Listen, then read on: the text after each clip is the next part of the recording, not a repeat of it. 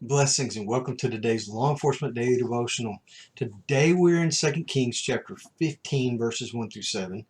We're going to 2 Chronicles chapter 26 and Amos chapters 1 through 4.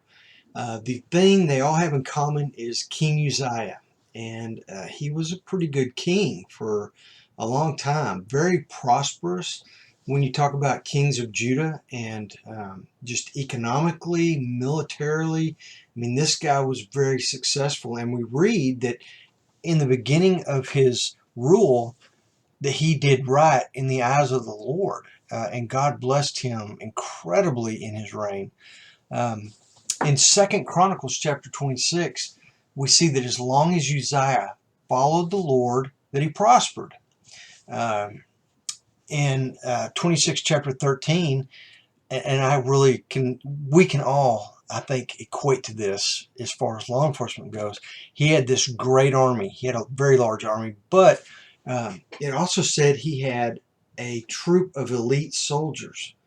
Now, when I was reading this, I was like, oh, David had 30 mighty men, and they were elite soldiers. But in here it says Uzziah had 307,500 elite soldiers. That's impressive. I mean, that's a big army by itself, but to have a big army and then those guys be the cream of the crop makes you wonder how big his army was. But he conquered lots of countries and cities and towns, and you can see all this in the read, and you probably read ahead of time and you know all this. But in 26:16, Uzziah's pride got the best of him. God allowed him to take all these cities. God allowed him to be successful militarily, but he forgot that it was God who did all this for him. He gets arrogant and prideful. He goes into the temple and tries to offer a sacrifice that is not supposed to be offered. Plus, he's not a priest. He's not supposed to be there.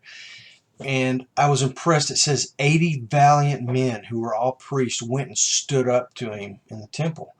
Now, you've got this very successful king. Sometimes it's hard politically to stand up to somebody like this, but these guys didn't care about the politics, obviously. They cared about God's rule, God's justice, God's righteousness, God's holiness, and they stood up to him. You kind of wonder as you're reading up to that point, oh my gosh, what's going to happen next? What's he fixing to do to these guys? But God struck him with leprosy in that moment, and they rushed him out. And there's no coming back and getting onto the priest for doing, standing up to him, because from that point on, he had leprosy till the day he died, and his son had to take over and rule his kingdom. A couple of things he did while he was king that were pretty cool. It makes a point of saying that he decked out his soldiers with the top of the line equipment. Now we're talking, way back in the day, where sometimes a helmet and a breastplate and some coverings on your arms and a shield, that may have been top-notch equipment. But it says he took it upon himself, and he armed all his soldiers with the best equipment. And I can appreciate that. I'm sure you can too. But when we get to Amos is where it really comes to light that Uzziah's pride got a hold of him and got away from him. Because we read in Amos chapter 1 verses 3 through 15, it talks about God's anger burned against the surrounding enemies in these countries, these enemies of Israel, and that Amos prophesied that all this was going to happen, that God was going to defeat these armies. And he uses Uzziah to do it. Uzziah was just his instrument to do this with, but it was God who was taking over and defeating these other countries. But Uzziah's pride swelled up, and he said, well, it must be because I'm such a great king. And it got the best of him. Remember back at the beginning in 2 Chronicles 26:5, as long as he sought the Lord, he prospered.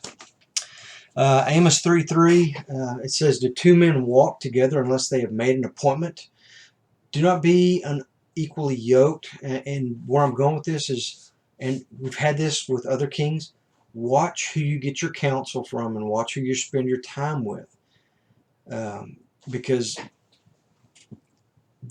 godly counsel is incredibly, incredibly important. being close to other men of faith who can, as Proverbs 27 says, iron sharpens iron. We've got to be able to uh, be around men and women that will keep us accountable and keep our focus on God. And we can't let each other get prideful and arrogant, because it's a downfall. And we see it. Good takeaway today. Tomorrow's read's going to be Amos. We're going to finish it up, chapters 5 through 9, and then we're going to run over to 2 Kings and just read 10 verses, 2 Kings 15, 8 through 18. So look forward to seeing you tomorrow, and be safe.